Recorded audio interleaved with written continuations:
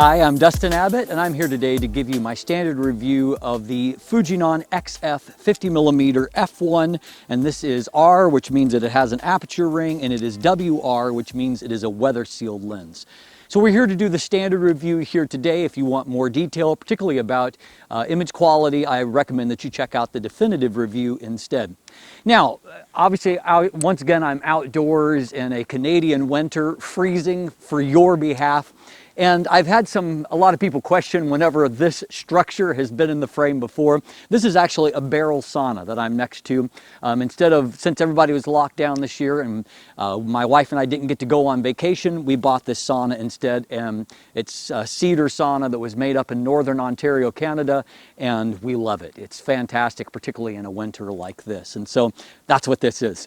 So how about this? What is this? This is Fuji's premium 50mm option, and at F1 it is an aperture combination that has rarely been tackled in an autofocus lens. Now, to be fair, this is for APS-C, which means that it's not quite like a full frame 50mm F1 lens, which I've only reviewed one of those autofocusing before, and that is the classic at this point, Canon EF 50mm F1.0 L lens. But this has, with Fuji's crop factor, it's a similar focal length to about 76mm on full frame. But of course, F1 is still a large maximum aperture no matter how you slice it. Now, aperture on APS-C is a little bit complicated, and so you have to look at it from two directions. When it comes to depth of field, this is going to behave more like an f1.4 lens full frame equivalent. However, for light gathering, the size of the aperture is a constant, so it's going to suck in a lot of light at f1. And so in many cases, if you're shooting outside, you're going to be thankful if you have a body that allows you to switch over into an electronic shutter and give you a higher maximum shutter speed, because it's going to be very easy to exceed 1/8,000th of a second in a lot of outdoor environments. Of course, doing an F1 lens comes with some trade-offs, and not everyone is aware of all those trade-offs. They just think, the bigger the aperture, the better the performance of the lens is going to be. That's really not true, and I've never yet reviewed an F1 lens, even an F1 1.1 lens that was truly an amazing optical instrument, and I'm going to have to put this into that category as well. But let's start by looking at the build. I've already mentioned that this is a weather seal lens. That's right there in the name. It's got a gasket at the mount. It's got a total of 11 seal points inside. So good on that front. Good construction, lots of metal in the construction. The lens hood itself is plastic, and it's a little bit cheaper feeling, kind of a little too cheap for a $1,500 US lens, but that's the way it often goes. But the build of the actual lens is good. The aperture ring moves nicely here.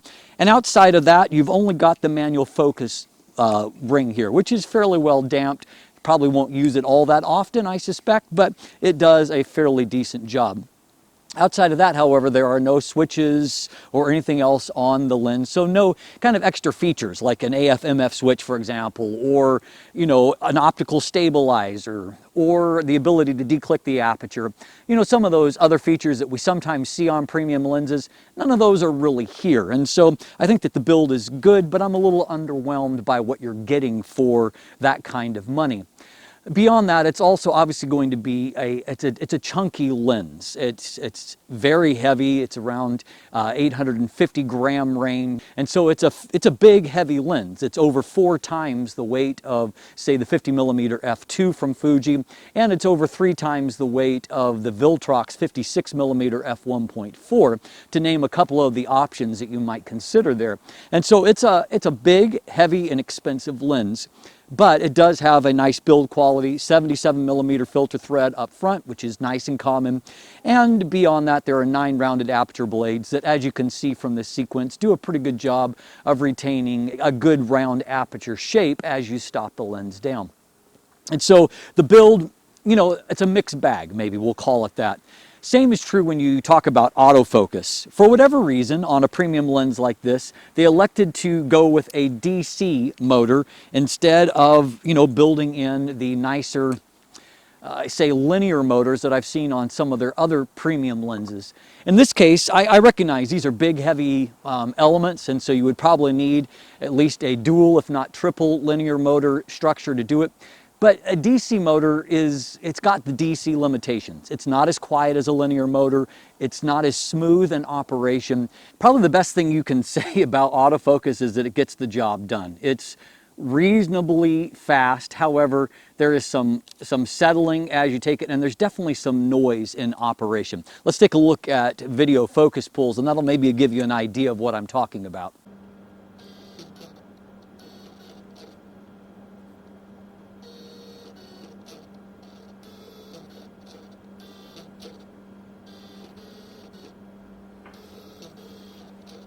So as you can see, it's definitely far from being smooth and quiet in an absolute sense.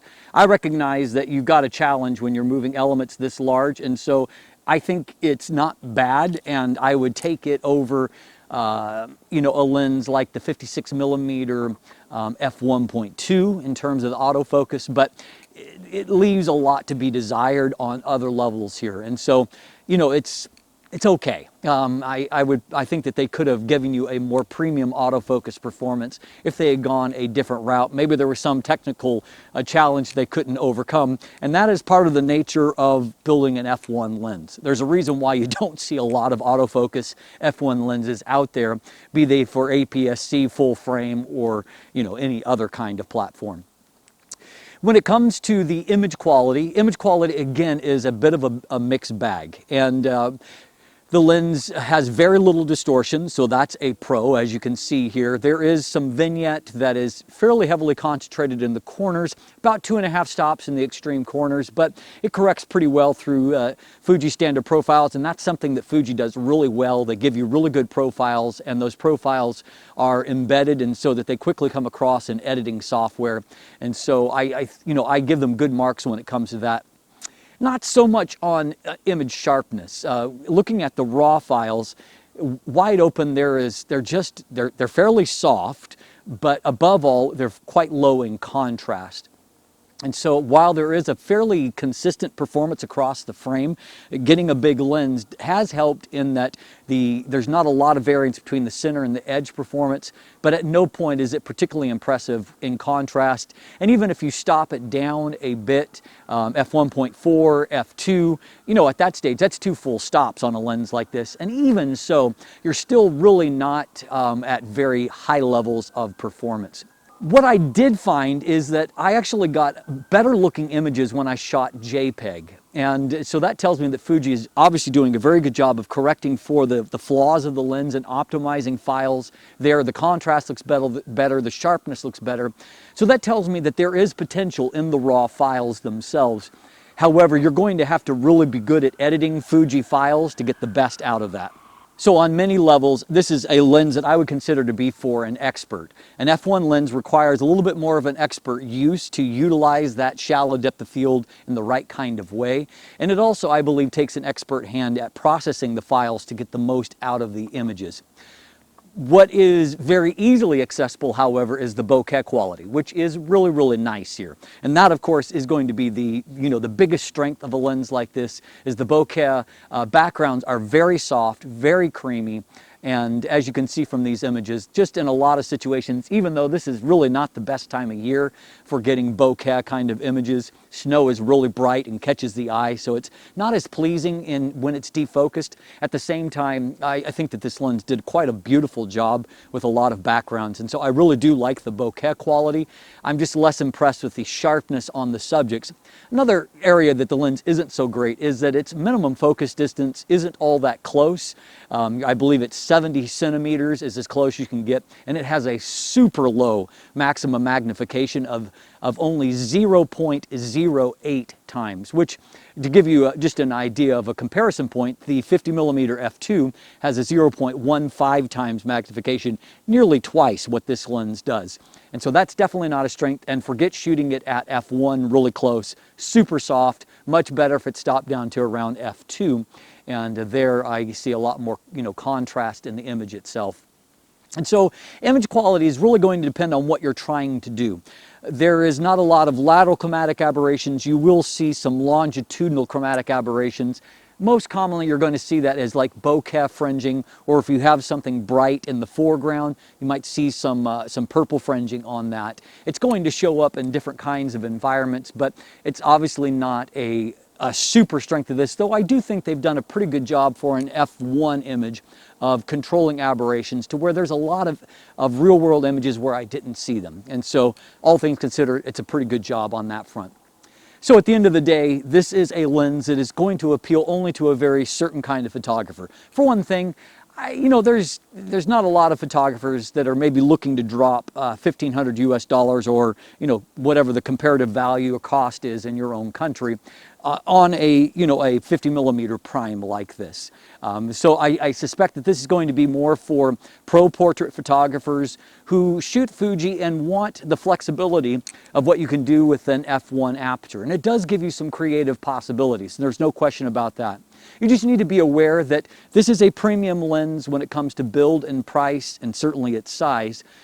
But any f1 lens is going to have some trade-offs, and you just have to be aware of that going in. I think that at the end of the day, Fuji has given us a functional lens, but I think it's going to be easy to have unrealistic expectations of what this lens can do optically, and so it's really for the kind of person that knows how to use it to its strengths. Maybe you're that person. If you are, I suspect you know, and you may also know if you're not that person. And if you're not that person, you might want to look at the more practical 50mm f2, or even consider something like the Viltrox 56mm f1.4, which is a fraction of the price and offers a fairly comparable performance, though f1.4 is not f1 at the end of the day. I hope that this review has helped you, and if you'd like more information, you can check out the definitive review or look in the description. You can find linkage to my full text review or to the image gallery. There's buying links there if you would like to purchase one. Beyond that, there's linkage to follow me on social media, to become a patron, to sign up for my newsletter, and of course, if you haven't already, please click that subscribe button and ring that bell to make sure that you get notifications when new content drops. Thanks for watching, have a great day, and let the light in.